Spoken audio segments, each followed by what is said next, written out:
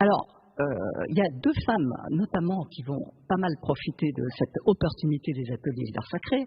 Alors l'une, comme Fabienne vous en parlait, Marguerite Thuré, donc c'est à la fois une élève des ateliers d'art sacré qui va proposer ses services aux ateliers d'art sacré pour faire des cartons de vitraux. Alors cette jeune femme est assez étonnante parce qu'en fait, elle n'avait aucune ascendance familiale. Elle n'est pas du tout héritière d'un atelier comme ce qui s'est fait au 19e. Elle a eu la vocation du vitrail et comme elle le racontait elle-même, avec assez d'humour, à 18 ans, j'ai reçu mon premier diamant.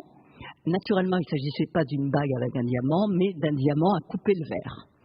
Donc, elle s'est lancée dans le vitrail très seule, hein, avec peut-être une ou deux personnes dans son personnel. Elle faisait tout, enfin, elle dirigeait l'atelier, elle faisait les maquettes, elle interprétait les cartons d'artistes. Et elle s'est fait faire d'ailleurs, dans les années 30, un très bel atelier par Perret à Boulogne-Billancourt, dont on voit la photo là.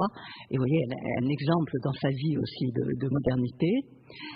Et elle a participé à des édifices les plus importants de cette époque-là, la première église moderne, l'église du Raincy, construite par les frères Perret, avec Maurice Denis.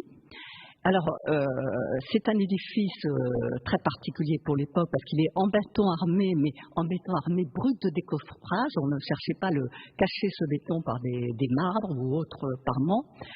Et il est conçu sur un thème commémoratif, la victoire de la Marne, en hommage aux morts de la guerre, avec des murs finalement qui n'ont pas de fonction portante et qui sont couverts de vitraux.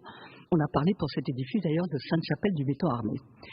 Alors, les parties commémoratives iconographiques ont été dessinées par Maurice Denis. On les aperçoit dans les parties latérales. Je ne sais pas si voilà, si vous devinez les verrières. Et les parties décoratives ont été confiées par Maurice Denis, qui apprécie beaucoup Marguerite Thuré, par Marguerite Thuré, qui les a créées.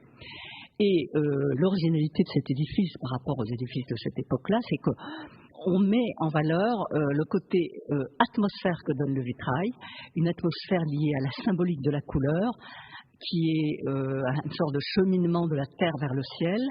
Et l'iconographie, bon, même si elle est très présente et très importante pour l'époque, elle reste secondaire pour le visiteur.